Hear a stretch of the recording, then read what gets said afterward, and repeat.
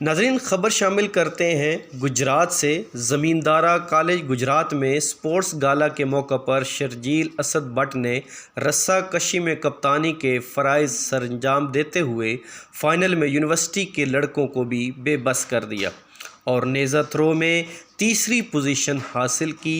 इसके अलावा तोड़ा दौड़ में पहली पोजीशन हासिल करके अपने गांव फिरा का नाम रोशन किया और आखिर पर अपना इनाम भी दूसरों के नाम करके ख़ुद को बेहतर और अच्छा स्पोर्ट्समैन साबित किया।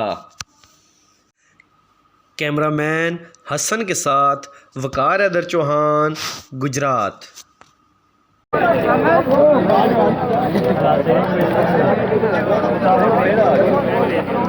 बनाओ वीडियो हमने किधर है मैं 10 दिन काला ही पेज आमिर साहब साइड हो गया।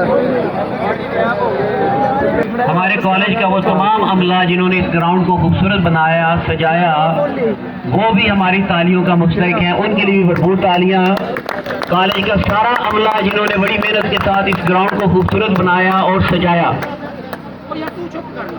हमारे इलेक्ट्रीशियन गुल जो हमेशा हमारे साथ रहते हैं, मदद करते हैं, हमारे फंक्शंस को कामयाब बनाते हैं। गुल के लिए भी बहुत बहुत तालियां, जबरदस्त तालियां गुल के लिए।